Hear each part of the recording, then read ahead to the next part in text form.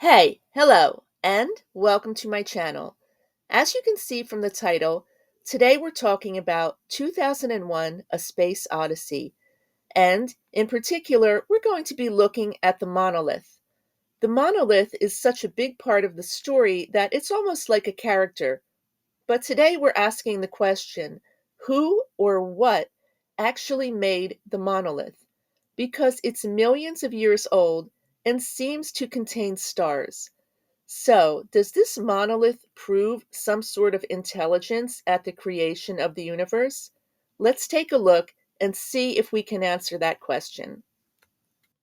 So, we may be having some metaphysical discussions today, but first, we have to start where we see our 8 men living peacefully until one morning they wake up to find the strange monolith outside. With its straight shape and smooth surface, of course, they've never seen anything like this before, but ask yourself, how long ago is this taking place? These 8 men appear to be at the very start of tool use. So these 8 men are living maybe 4 or 5 million years ago, which really ties this monolith to the one on the moon, which was buried 4 million years ago. But who made these monoliths? And who placed it near the 8 men?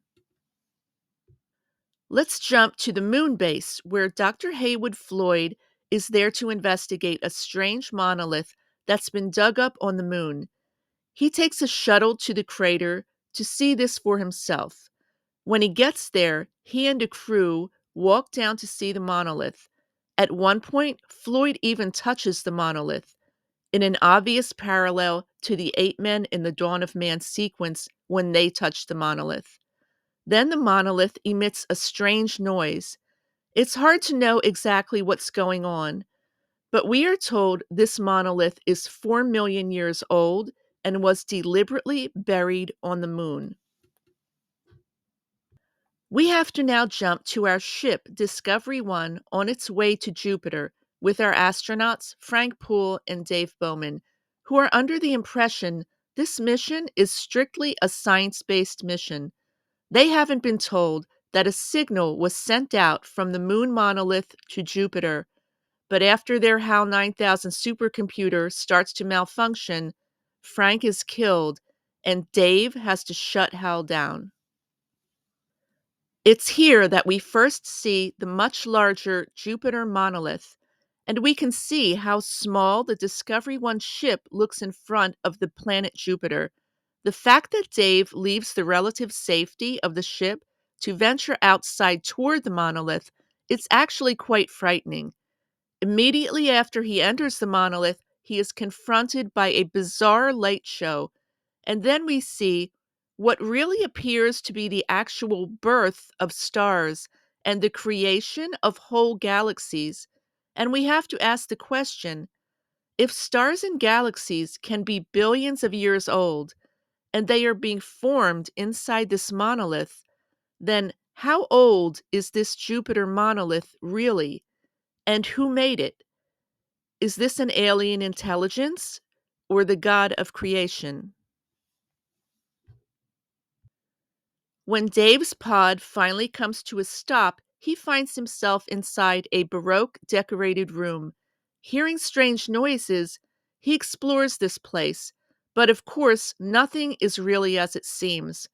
As Dave finds he is aging rapidly in this room, eventually he finds himself laying on the bed, and in front of him, again, we have another monolith.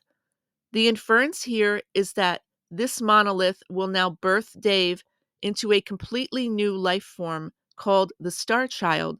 So, rebirth and evolution are obviously themes connected to the monolith, just as it spurred evolution in our 8 men too. So, I think we should look at the subject of God's existence, since a God is one of the possible architects of the monolith. I mean, someone had to make it.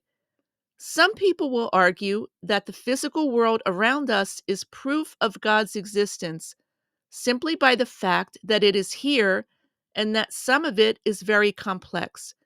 But I really don't want to go down the intelligent design rabbit hole here because that is a philosophy that is often associated with young Earth creationists who think the world is like 7,000 years old. And I definitely disagree. I mean, we have mammoth tusk carvings that are older than that. And I don't think Kubrick should be associated with people that think Jesus rode a dinosaur. I think Kubrick is trying to say something much deeper here. Of course, God is defined as the metaphysical first being, the prime mover, who started everything and existed at the beginning of the universe, the creator, I suppose. And since the monolith is at least millions of years old, the one on the moon had been buried for 4 million years, and actually, the Jupiter monolith could be much older than that. And since this monolith also contains stars and galaxies, which could be billions of years old, then I think that the only reasonable explanation as to who could have made the monolith or built it would, I think, by necessity be the first being, some sort of prime mover, who must exist even before stars and galaxies exist, since these things are contained within its creation, the monolith. Now, I know Kubrick was not known to be a religious guy, but I think he is just trying to approach a monumental subject matter here in a creative way. And really, it's still open to interpretation. As we know, Kubrick liked to leave a bit of mystery in his films. So, what about the alien intelligence hypothesis? Did aliens make the monolith? Well, although it's impossible to know, I think I'm going to rule out aliens as the architects of the monolith. Although there appears to be an alien presence in this room, since we hear strange voices, I think they are just contained within this place, like the room and its contents, but they can't be the creator of it, because then, who made them? I want to stress that by saying some prime being at the beginning of the universe made the monolith is in no way an endorsement of any one religion at all. The kind of being that made the monolith is, in my opinion, more in line with the classical concept of God as a transcendent being that cannot be defined and doesn't have any anthropomorphic qualities, and therefore doesn't really belong exclusively to any one religion. But if this monolith is possibly billions of years old, and we can't know, but if it is, and actually contains the heat of stars being born, then I think, yes, it might actually be proof of some creator being at the dawn of time. Well, that's my new video about the possible origin of the monolith in 2001, A Space Odyssey. I hope you liked it. I'm working on something new for next week, and I hope to have that up soon. And a big thank you to my awesome comments section.